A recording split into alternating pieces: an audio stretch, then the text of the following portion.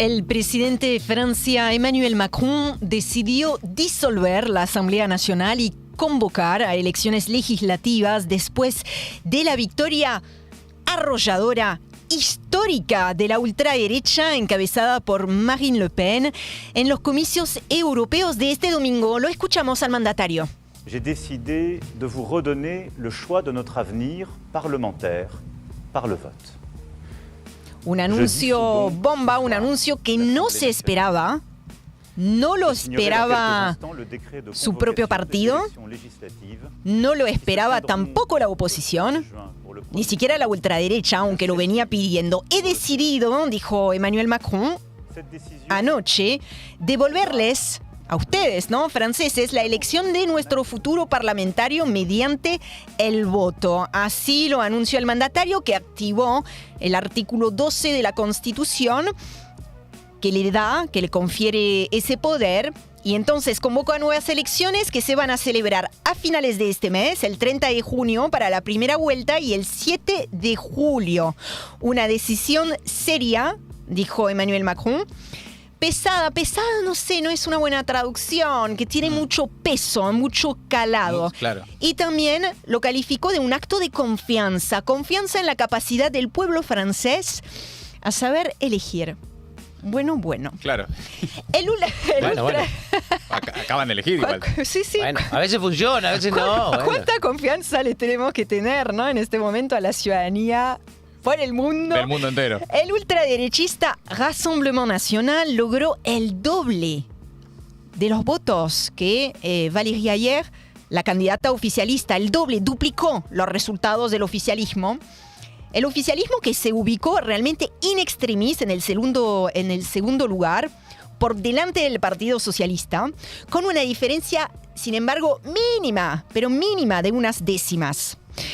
Para que entiendan justamente esa decisión de mucho calado, les quiero decir que disolver la asamblea, porque cada país, digamos, tiene sus cosas, sus artimañas, sus trucos, sus costumbres. Claro. Bueno, disolver la Asamblea Nacional no es rutina en la política francesa.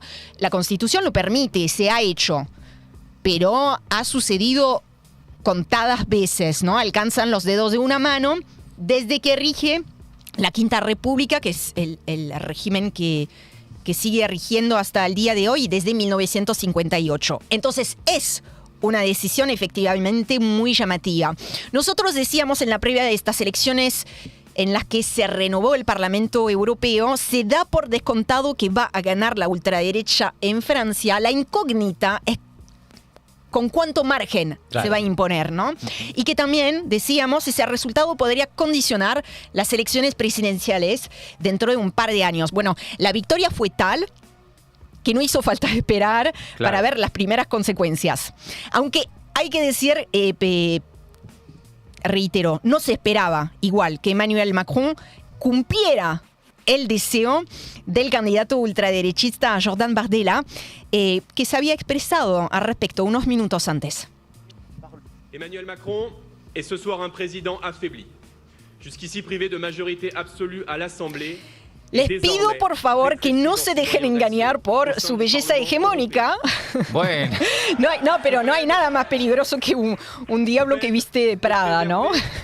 Es simpático, joven, pero es ultraderechista. Y defiende... Pachero, peinadito, prolijo, todo. No, estamos de acuerdo, te puede gustar más o menos, pero habrán entendido, también. habrán entendido lo que quiero decir, ¿no? Míralo, prolijito, sí, claro. No es el viejo dirigente de la ultraderecha que hemos tenido durante décadas en Francia, es otra generación y me parece que puede ayudar lamentablemente a convencer determinado electorado. ¿Qué dijo Jordan Bardella? Emmanuel Macron es esta noche un presidente debilitado, hasta ahora privado de una mayoría absoluta en la Asamblea Nacional, porque desde las últimas elecciones legislativas el macronismo ya no tiene una mayoría absoluta en el Parlamento y está obligado efectivamente a hacer alianzas. Y también ahora, dijo Bardella, restringido, ¿no?, en su acción en el Parlamento Europeo. Entonces, para no perseguir en ese impas democrático, dijo el candidato de ultraderecha, el presidente debe optar por confiar En el espíritu de las instituciones, le pedimos que vuelva al pueblo francés ese poder y organice nuevas elecciones legislativas. Lo dijo minutos después, lo anunció el presidente. Obviamente no lo anunció porque se lo pidió la ultraderecha. Claramente tiene su propia, estrategia, pero es una apuesta, sépanlo, verdaderamente arriesgada. O sea, Emmanuel Macron corre el riesgo de permitir la llegada muy prematura de la extrema derecha al poder, porque de la nueva mayoría que se imponga en la Asamblea Nacional va a salir el primer ministro, ¿no? En un sistema semipresidencial donde el presidente es quien designa al primer ministro. Lo que se estila es que lo designe en función de la mayoría que se instala en la Cámara de Diputados. Desde la France Insoumise consideran que la decisión de Emmanuel Macron, France Insoumise, que sería como la izquierda, más a la izquierda del Partido Socialista, ¿no? Lo acusan de jugar con fuego. O sea, están diciendo, es una jugada más que arriesgada. Esto está poniendo en riesgo la continuidad democrática de alguna manera. No se utilizaron esas palabras precisamente, pero está abriendo, en todo caso, el paso a la ultraderecha hacia el poder. Es una reacción similar a la que tuvo Pedro Sánchez en España, ¿no? Te iba a decir lo mismo. Pero no está llegando como Pedro Sánchez con el mismo apoyo popular que Pedro Sánchez en su momento. Por eso está más jugado. Aparte, en España no había salido primero Vox. Había salido primero el PP, había perdido contra la suma de los dos, pero no contra... Sí, acá es arrasado. No sé si ese mismo resultado se va a trasladar ahora a diputados, ¿no? Una cosa es el voto a nivel europeo para la Cámara de Diputados, el Parlamento Europeo, y otra cosa siempre puede llegar a ser distinto el voto a nivel nacional, porque los intereses son distintos, ¿no? Y también hay una bronca a nivel europeo, hay otros mecanismos, pero igual, doble. 30 puntos, más de 30 puntos para la ultraderecha, menos de la mitad para lo que es el campo oficialista, pinta mal. Entonces, hoy lo que se está hablando y lo que se está viendo en todas las portadas de los diarios en Francia es que no se sabe bien si es una manera responsable de acusar, recibo de los resultados y efectivamente devolverle la posibilidad a los franceses de elegir su futuro, como él lo dijo, o si es simplemente un kamikaze irresponsable que le está dando, que le está... poniendo la alfombra roja a la ultraderecha. Ahora bien, vamos a enmarcar esta noticia en lo que son los resultados a nivel europeo de todo el bloque comunitario. Podríamos resumirlo de esta manera: el Parlamento Europeo se está derechizando. Este es el resultado. Y la ultraderecha está sacando un músculo. Estos son los dos, puntos para recordar.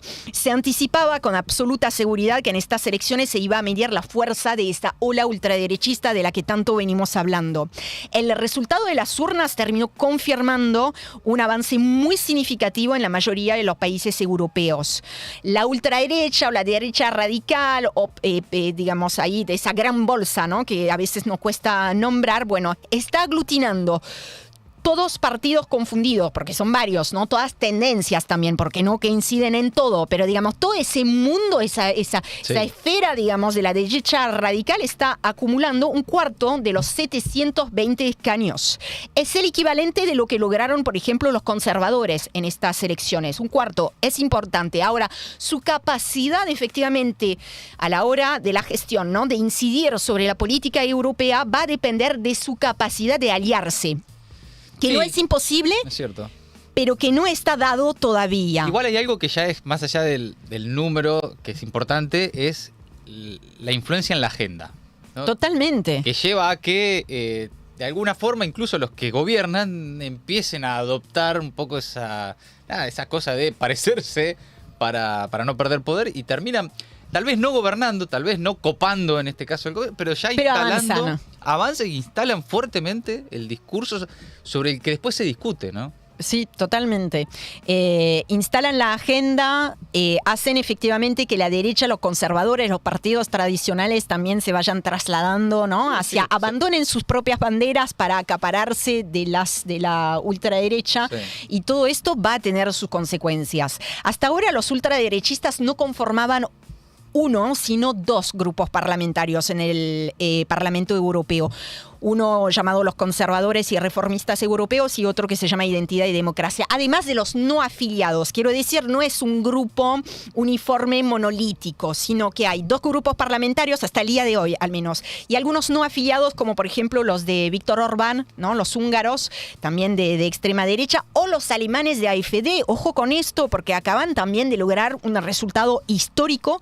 Son el otro partido de ultraderecha que a nivel europeo acaba de lograr un récord. Se ubica como segunda fuerza política, no la primera, bien detrás, digamos, de los democristianos de la CDU, pero bien adelante de lo que son los socialdemócratas y los verdes, y que están en este momento en el gobierno.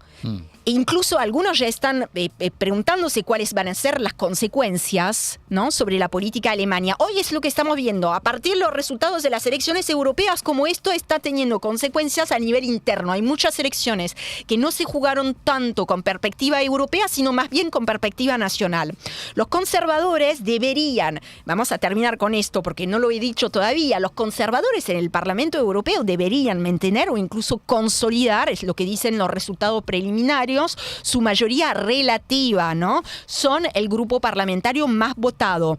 Los socialdemócratas, que es el segundo grupo en el Parlamento, retroceden, pero no son, son sobre todo los liberales y los verdes los que cayeron fuerte, ¿no? Se caen en picada. Pese a todo, entonces, conservadores, socialdemócratas, liberales, están en condiciones, si así lo quisieran, de renovar su coalición a la cabeza del Parlamento para que el eje de gravedad, el centro de gravedad del Parlamento no pase a estar a la ultraderecha. El PP europeo, sin embargo, o sea, el Partido Conservador se viene debatiendo sobre ese punto. La presidenta de la Comisión Europea, que es candidata a la reelección, a continuidad, digamos, en el cargo al frente del Ejecutivo Comunitario, viene coqueteando con la ultraderecha y deberá decidir dónde ubicarse.